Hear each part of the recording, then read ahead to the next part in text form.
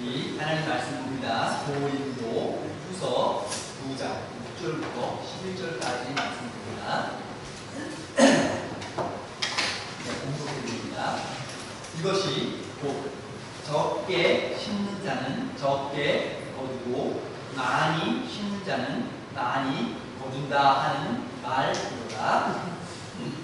각각 그 마음에 정한 대로 할 것이요 인색함으로나 억지로 하지 말지니 하나님은 즐겨내는 자를 사랑하시니라. 하나님이 능히 모든 은혜를 너희에게 넘치게 하시나니 이는 너희로 모든 일에 항상 모든 것이 넉넉하여 모든 착한 일을 넘치게 하게 하려 하십니다. 기록된 바 그가 흩어 가난한 자들에게 주었으니 그의 의가 영원토록 있는 자 함과 같으니라. 심는 자에게 씨와 먹을 양식을 주시는 이가 너희 심을 것을 주사 풍성하게 하시고 너희 의의 열매를 더하게 하시리니 너희가 모든 일에 넉넉하여 너그럽게 연고를 함은 그들이 우리로 말미암아 하나님께 감사하게 하려는 것이라.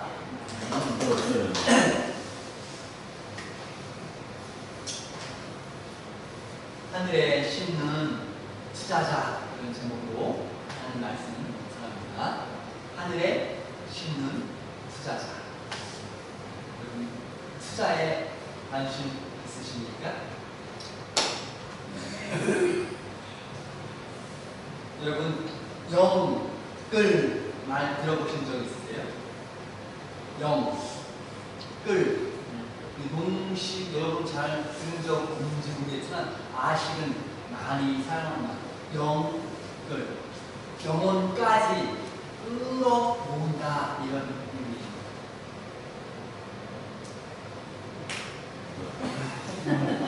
눈 뜨고 자는 중이에요? 아니 세이프? 영혼까지 말 뜻은 대출한다 그런 의미입니다. 집을 살 때 사람들이 대출하죠? 우리가 대출하지 않고 빚 없이 집 사는 게 가능할까요? 돈 많아요? 10억? 100억? 네. 참 그런 사람은 거의 없어요. 집에 1,000만원? 2,000만원? 그렇지만 10억, 20억 우리 공학교의 성도 중에 이렇게 많은 돈 가진 사람은 없어요. 집을 사기 위해서는 대출이 필요해요. 사람들이 모아가지고 내 월급 모아서 집을 산다? 계산해보니까 아이고야 월급 모아가지고 집 사기 위해서는 30년 필요하다. 30년 후에 집을 사려고 모아서 보니까 또 집이 올랐어. 그러면 또 모아야 돼. 50년 이제는 집 사야지. 그럼 또 올랐어. 집 값은 계속 오르는데 내 월급은 그대로죠. 그래서 월급을 모아가지고 집 사는 게 어렵다 말이 나옵니다. 그러니 사람들이 어떻게 해요? 유튜브 보니까 제 관심이 있기 때문에 그게 나오는가 봐요. 학생들한테 물어보니까 자기들은 문서로 투자에 대한 생각이 어떤 사람이 인터뷰하러 찾아다녀요. 부자 된 사람 만나서 당신은 언제 부자가 되었습니까? 언제 100만 장자가 되었습니까? 뭐 충고해 주실 말 뭐 있습니까? 물어봐요. 그 사람들이 정말 노력하고 공부해서 부자가 된 사람도 있지만 많은 사람들이 추천하는 날 중에 하나가 뭐냐? 대출하라. 대출을 할 수 있는 대로 대출을 많이 해서 투자해서 이익을 남기죠. 정말 우리 국민들 대출 많이 해서 투자하면 여러분 이익이 될까요? 아니면 불안한 손해가 될까요? 가만히 보니까 위험도 있고 기회도 있고 많은 사람들이 대출해야 집 산다는 말. 여러분 생각은 어떠세요? 투자를 위해서 대출해서 집을 사고 그래서 갚아나가시는 게 낫지 뭐 이런 계산들을 할 수 있습니다. 오늘 목사가 여러분에게 집을 사기 위해서 대출을 하십시오. 위험합니다. 하지 마십시오. 그것에 대한 결정을 이야기하려고 여기서 합니다. 여러분 궁금하죠? 목사님은 어떻게 결정할까? 목사님 대출해서 집 살까 말까 궁금하죠? 여기 가까이에 탕정역 알죠? 탕정역 얼마 전에 생겼죠? 전에 없었는데 지하철역 생기고 주변에 아파트가 막 들어섰잖아요. 엄청나게 많이 생겼죠. 몇 년 전 거기가 막 건축을 시작할 때에 누군가가 저희 가정에 아니 좋은 말씀을 주셨어요. 투자는 집값이 올라가니까 투자야. 언제 목사님이 집 사냐? 나중에 은퇴하면 집 없는데 여기 400 살잖아요. 저 은퇴하고 그대로 여기 그냥 살아도 됩니까? 목사님이 아니 은퇴하면 저기 집 살지 말고 가. 새 목사님 보면 전 목사님 당연히 저는 이제 이사 가야 되죠. 목사님 집 없으면 어디로 가냐? 지금 미리미리 집을 사라. 대출해서 집을 사라. 투자.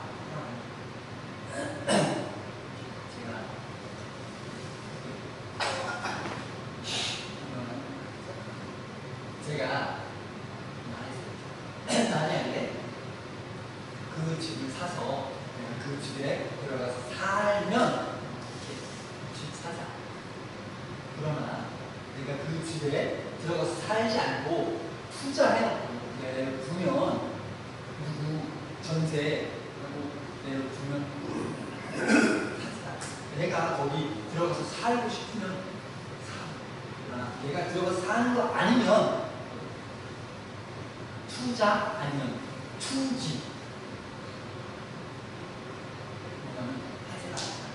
결국은 투자 안 했어요. 빚도 필요 없죠.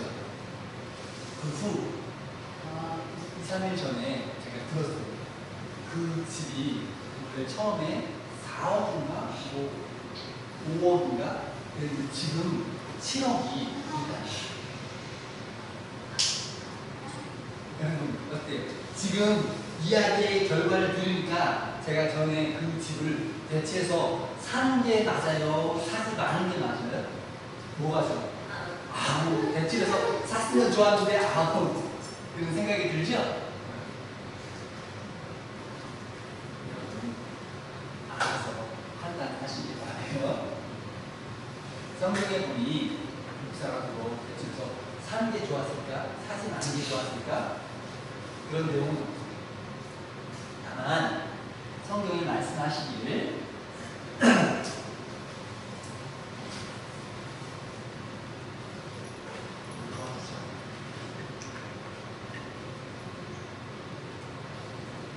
이걸 드릴게요. 청년이여 내 어린 때를 즐거워하며 내 청년의 날들을 마음에 기뻐하여 마음에 원하는 길들과 내 눈에 보는 대로 행하라. 그러나 하나님이 이 모든 일로 말미암아 너를 심판하실 줄 알라.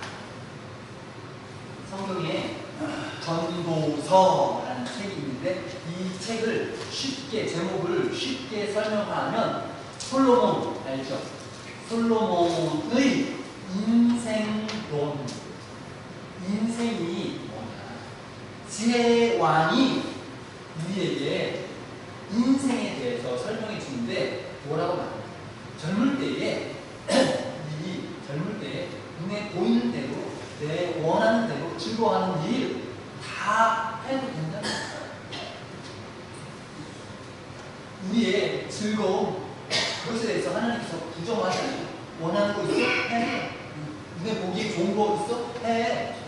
그러나 다만 한 가지 기회. 마지막에 이것으로 말미암아서 하나님께서 심판하신다. 그러니까 요약해서 말씀드리면 우리가 무슨 운명이 맞고 하나님께서 이 사람하고 결혼하고 결혼하기 때문에 내가 이 사람 선택하면 안 되겠지? 그런 식으로 하지 마세요. 하나님은 우리에게 모든 여러 가지 선택을 허락하셨어요. 이 사람과 결혼해도 되고 저 사람과 결혼해도 되고 누구 만나도 되고 여러 가지 하나님께서 여러 가지 길 중에 내가 선택할 수 있도록 허락하셨어요. 하나님 딱 뭐 쪽으로 안 가? 혼나 그런 거 없어요. 하나님은 내가 이 길로 가도 결국 선하게 인도하시고 내가 이 길로 가도 선하게 인도하시고 내가 실수해도 그것을 또 사용하셔서 나를 성장하게 키워주시고 하나님은 모든 것을 선하게 바꾸어 주시는 분이기 때문에 내가 무엇을 해도 하나님의 선하신 은혜 안에 있어요. 때문에 의지 원하는 거 기쁜 거 해도 돼. 다만 죄를 짓지 마. 죄 짓지 마. 그래서 나 인생을 사는 동안에 그렇게 하지 말고 즐거움과 기쁨을 사용해도 돼. 하나님을 기쁘시게 하고 죄의 길로 가지 않고 그 한 가지 생각 잊어버리지 않으면 하나님께서 허락하신다는 말. 대출해도 되고 나는 그런 불안하거나 그런 투자 난 집 있으면 돼. 나 지금 사는 집 있고 나중에 이사 갈 때 내 아들이 딸이 나 뭐 집 조금 도와주겠지 아니면 딸 집에 얹혀서 살아야지. 그런 마음 있으면 빚내지 않고 집 사지 않고 그냥 살아도 돼. 그러니까 그래도 내서 사는 게 맞느냐 내지 않는 게 맞느냐 그런 거 없어요. 그거는 자유. 하나님께서는 내가 무엇을 사는가 무엇을 하는가 내가 무슨 장로의 직분 목사의 직분을 맡는가 이런 것에 관심이 크지 않아요. 하나님이 정말 우리를 향해서 관심 가지시는 것은 무엇이냐? 내가 누구인가? 나는 어떤 사람인가에 관심이 있으세요.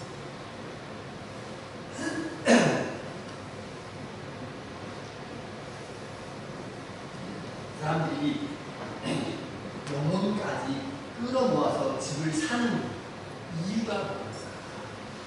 생각해보면 두려운 마음이 다 집 사서 부자가 되고 집값이 올라서 팔았더니 이익이 크게 나갔다 이런 이야기를 듣는데 나만 집 없어 나만 손해가 다 빚내서 집 사고 결국 이익해서 빚 갚고 자기 이익으로 또 집 사고 또 팔고 집 사고 팔고 해서 이익 나는 집이 없어 평생에 집이 없어 불안해 한번 집 사자 그런 불안한 마음 두려운 마음이 세상 여러분을 잘하고 이용했구나 이런 생각을 가진 사람들이 많아요. 우리 사람들의 불안한 마음 우리 마음 속에는 뭐가 있느냐 내가 집을 사서 가지면 불안한 마음이 사라지겠지 이런 생각 집 사면 하나를 또 갖잖아요. 때문에 사람들 인생의 목표가 뭐냐? 인생의 목표. 나는 건물주 되는 게 인생의 목표라는 거야. 젊은이들한테 보니까 너 앞으로 뭐가 되고 싶으냐? 옛날에 어른들이 우리에게 너 꿈이 뭐냐? 말씀하셨죠? 여러분들 꿈이 있었죠? 저는 대통령이 되는 게 꿈입니다. 이 꿈, 너는 뭐가 되고 싶으냐? 물으면 많은 젊은 학생들이 저는 건물주가 되는 게 꿈입니다. 건물주가 되면 나는 월세만 받고 살아보니까 편안한 옛날에 요즘은 사용하지 않는 말 예전에 어른들이 많이 사용한 말 욕할 때 저 불, 한, 당 불, 한, 당 그런 적 없죠? 있어요? 네. 불 뭐냐? 아니다 이런 뜻이 아니다. 당 물. 뭐 아닌 물. 한이라는 한자는 땀이라는 뜻이에요. 땀 흘리지 않는 사람, 나쁜 사람이라는 자기가 수고하고 땀 흘리고 벌어서 먹고 사는 것은 바로 정직한 사람인데 땀 흘리지 않고 깡패나 도둑놈이나 이런 식으로 저 땀 없이 사기쳐서 돈 벌려고 하는 사람 나쁘다고 욕했던 말이 불, 한, 땀이 없다. 여러분 땀 없는 것에 대해서 욕하던 때가 있었는데 지금은 많은 사람들이 땀 없이 죄없구나 이렇게 말해요. 사람들이 내가 건물 하나 가지면 편해. 건물 하나 가지면 내 불안함이 사라질 텐데 이런 생각. 정말 여러분 내 마음의 평화와 평강을 건물이 줄까? 내 마음에 평강 주시는 주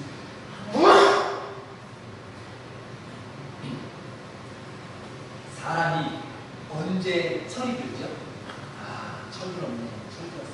언제 철이 들까요? 어른스럽네. 언제 어른이 될까요? 여러분 느끼기에 나는 언제 어른이 되었을까? 한번 돌이켜보시기 바랍니다.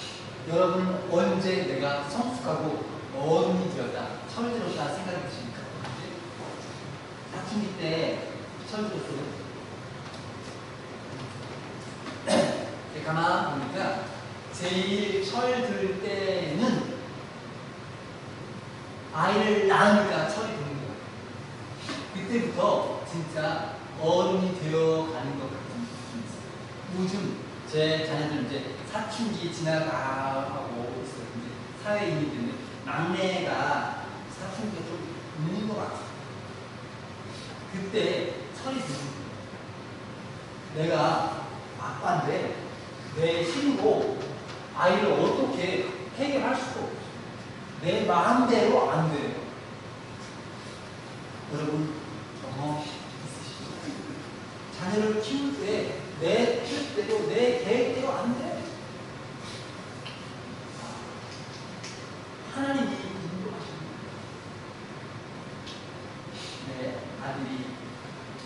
내 아들이 서울대학 합격하면 내 불안이 사라질 것 같아요. 내 아들이 좋은 여자 만나서 결혼하는데 불안이 사라질 것 같아요.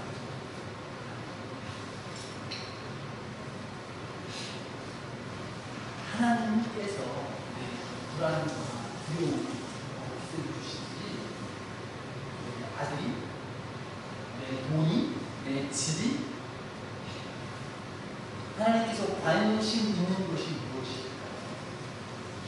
내가 집을 사느냐, 내가 높은 자리에 올라가느냐, 그런 이름, 그런 명찰에 관심 있는 것이 아니고 하나님 내가 누구인지, 내가 무엇으로부터 평안을 얻는지 관심이 있어서 내가 돈이 있으면 돈 많으면 내 마음이 편안할 텐데, 두려움이 없을 텐데.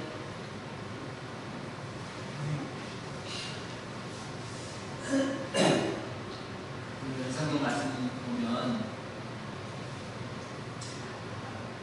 6절 말씀에 이것이고 적게 심는 자는 적게 거두고 많이 심는 자는 많이 거두다 하는 이 말입니다. 하나님의 원칙은 뭐냐? 조금 심으면 조금 거두고 심으면 많이 거두는 게 하나님 원칙이에요. 그래서 각각 마음에 정한 대로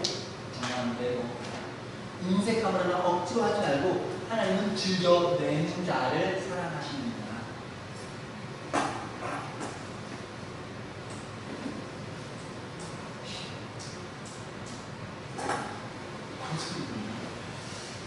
여러분, 이 편지 고린도 후서는 바울 사도가 교회 편지를 보는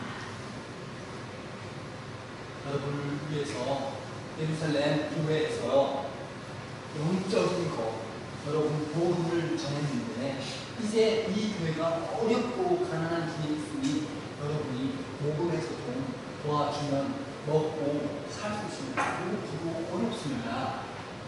이전에 이미 그래서 1년 전부터 복음을 시작 생각했는데 하나 이 교회에서 작정은 했는데 약속은 했는데 복음이 미리미리 준비가 안 되는 거예요. 바울 사도가 걱정이 되고 나중에 갔는데 복음이 없어요. 배고픕니다. 오늘은 복음하십시오. 돈 문제 때문에 성도들이 시험에 빠질까봐 목사님 공부를 잘합니다. 시험에 빠질까봐 걱정입니다. 두 번째 가는데 돌아와서 이 성도들에게 줄 것이 없으면 정말로 배고픔과 어려움을 두 가지 문제를 두고서 바울 사도가 여러분을 위해서 영적인 것을 전한 복음을 전한 교회가 어려움에 빠졌으니 육신적인 먹을 것을 공급하는 것이 당연하지 않습니다. 여러분이 약속대로 연보, 부재 모아서 주면 좋겠습니다. 미리미리 하시면 좋겠습니다. 하지 말고 미리미리 정한 인색한 마음으로 하지 말고 억지로 하지 말고 하나님은 즐겨내는 자를 기뻐하십니다.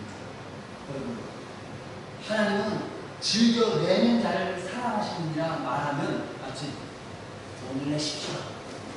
군사 그런 의미가 돈 많이 내는 것을 하나님께서 기뻐하십니다. 이 말 즐겨내는 자를 사랑하신다 말 의미가 조금 오해할 수 있는데 하나님께서는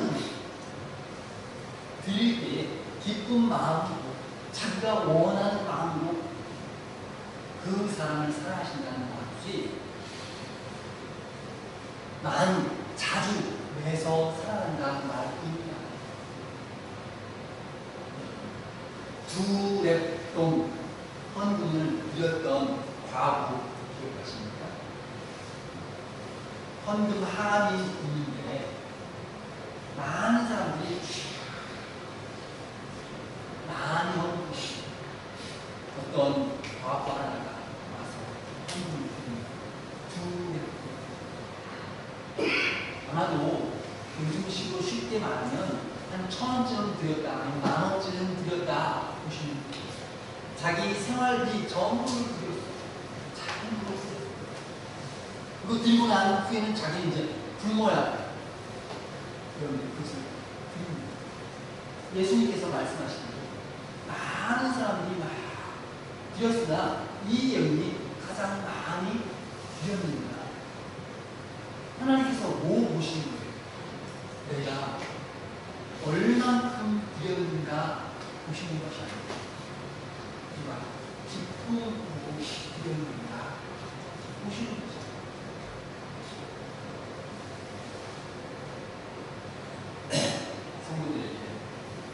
드리는 거 중요하지. 그러나 하나님께서 보신 것은 비가 드렸냐 안 드렸냐 그런 것이 많냐 적으냐가 아니고 기쁨이 인색하냐 억지로하냐. 우리가 돈을 사용할 때 기쁘게 사용하는 곳이 있어요. 억지로 사용하는 곳이 있어요. 사용하는 곳이 있어요. 내가 돈을 기쁘게 사용하는 곳 어디입니까? 헌금할 때 헌금할 때 너무 11점 하십니까? 아니면 핸드 때 500원 살 때 쇼핑 백화점에서 쇼핑할 때 막 기쁨이 있습니까? 누구 산 부르고 나서 집을 잃어버렸다. 거기에 후원할 때 녹음할 때 마음에 기쁨과 사랑이 있습니까? 아닙니다.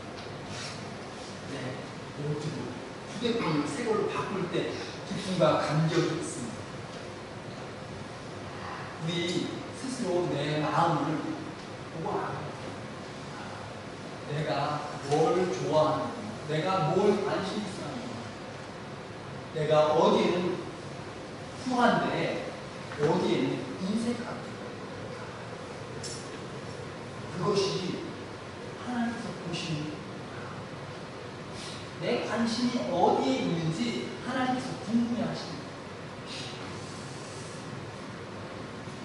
그러면 하나님께서 왜 이 헌금을 드리거나 돈을 쓰거나 하시는 그 일에 관심이 있습니까? 내가 어디에 관심을 가지는가, 어디에 돈을 기쁘게 사용하는가 관심을 가시는 이유가 뭡니까? 하나님이 모든 은혜를 너희에게 넘치게 하시니 하나님께서 우리에게 모든 은혜를 넘치게 주고 싶으세요. 준비가 다 되셨어요. 그리고 또 이미 은혜를 붓고 계시는 중이세요. 많은 은혜를 베푸셨습니다. 여러분, 나는 하나님한테 받은 거 없는데, 나는 고생하고 어렵고 힘든데 하나님이 준 거 없는데 나 뭐 알았어요. 인정. 하나님께서 나를 여기까지 인도하셨지. 인정하십니다. 하나님은 모든 은혜를 우리를 위해서 빚고 계십니다. 또 더 넘치게 줄 준비를 다 하셨어요. 이미 여기서 모든 일에 항상 모든 것이 넉넉하여 모든 착한 일 넘치게 하게 하여 하십니다. 하나님께서 우리에게 은혜를 부으시는 목적은 우리가 착한 일을 넘치게 하기를 원하시기 때문에 은혜를 부으십니다. 그러면 우리가 하나님의 은혜를 넘치게 받는 비결은 뭘까요? 착한 일을 넘치게 하면 하나님께서 부족하지. 우리의 착한 일 가운데 하나님께서 일하십니다. 지난주에 설교하면서 잠깐 말씀드렸지만 오병이어의 기적 어디에서 시작됐죠? 아이의 도시락.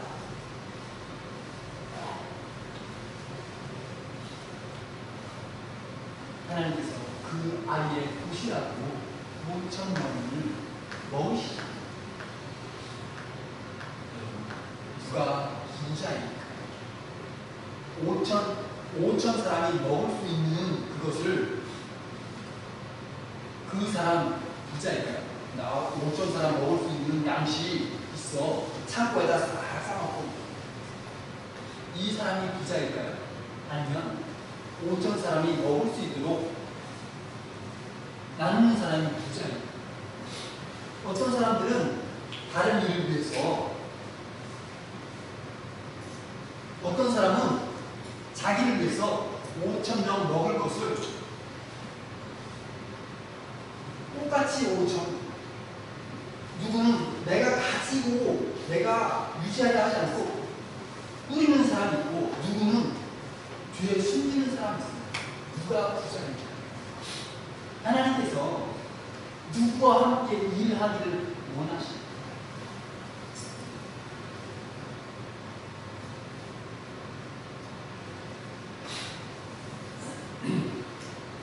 구절 말씀 기록된 바 그가 흩어 가난한 자들에게 주었으니 그의 의가 영원토록 있느니라 함과 같으니라. 심는 자에게 씨와 먹을 양식을 주시느니라. 너희 심을 것을 주사 풍성하게 하시고 너희 의의 열매를 더하시리라. 너희가 모든 일에 넉넉하여 너그럽게 연복을 하는 그들이 우리로 말미암아 하나님께 감사하게 하기 위함입니다. 결론은 우리가 사용하는 것을 통해서, 우리가 뿌리고 심는 것을 통해서 그 사람들이 하나님 감사하다, 저 사람을 통해서 내가 먹고 살고 내가 은혜를 받으니 하나님 감사하다, 하나님께 영광 돌리는 그 절차, 하나님께서 그 길을 기뻐하십니다. 하나님 영광 받으시는데 나는 뭐냐? 나는 다 주고 없다. 나는 빈털털이다. 하나님께서 그렇게 하십니다. 가나 본인 자식 때 제일 기뻤던 사람이 누굴까? 지난주 말씀드린 것처럼 하인들이 제일 기뻤죠. 연애를 주관하는 장도, 이거 어디서 났지? 어디서 났지? 몰라. 어디서 가져왔나? 샀나? 하고서 그냥 베풀고, 마시는 사람들은 그냥 마시고 좋았죠. 그러나 하인들은 자기가 마시는 것도 아닌데도 불구하고 하나님의 영광이 나타나는구나. 일하는 사람만 알게 됩니다. 지난번에 저희 어머니 돌아가셨습니다. 오늘도 누가 저한테 봉투 주셨어요. 아이고 가서 하는 줄 알았는데 봉투 주셨어요. 지난주에도 주시고 계속해서 지금 어머니 돌아가신 지 며칠 지났는데도 아직도 막 오고 있어요. 너무 많은 사람들이 기억을 하시고 위로해 주시고, 생각보다 많은 분들이 계속 연락을 주시고, 왜 이렇게 많은 분들이 연락을 하실까? 어느 곳에 가보면 사람이 없거나 관심이 없거나 그런 것도 많은데 참 은혜를 많이 받는 많은 사람들이 사랑해 주시고 위로해 주시는구나, 그 경험을 하게 조금 조심스럽게 말씀드립니다만 모든 것이 하나님 은혜입니다. 그런데 하나님께서 베풀도록 허락하셨기 때문에 저도 위로를 받고 베풀을 받는 거죠. 우리 운양모아님께 다른 교회를 위해서 또 베풀고 수고한 게 많이 있습니다. 전에 코로나 때 교회마다 컴퓨터 고쳐주고 후원해주고 했던 거 기억하시지? 네, 얼마 해서 그 돈을 가지고서 교회 도와주고 컴퓨터 없는 교회 도와주고 여러 가지 일을 봉사했던 그 이야기를 지금까지 고마워하시는 분들이 있어요. 그러니까 교회가 다른 교회를 섬겼던 것이 저한테 은혜 베풀는 거죠. 우리 교회가 수고한 것 때문에 제가 은혜를 받고, 그래서 목사님들 모시고 대접하고, 목사님들 뭐 필요한 게 있으면 가서 봉사하고 하는 일을 게으르지 않기 위해서 굉장히 애를 쓰고 있습니다. 하나님께서 우리에게 원하시는 것은 모든 착한 일을 넘치게 하기 위해서 은혜를 베푸시겠다는 약속. 하나님께서 약속하신 우리가 그런 은혜를 누리게 되기를. 성경에 보면 우리 돈 쓰는 사람을 소비자라고 부르죠. 우리 돈 가지고 내가 쓰면 소비자라고 부르죠. 그런데 성경은 우리 돈 가지고 사용하는 우리에게 소비자라고 부르지 않고 오히려 청지기며 청지 관리자, 우리는 돈을 가지고 관리하면서 하나님께서 아끼신 것을 가지고 하나님을 기쁘시게 하고 이웃을 기쁘시게 해서 하나님께 영광 돌리게 하는 그런 성도들이 다 되십니다.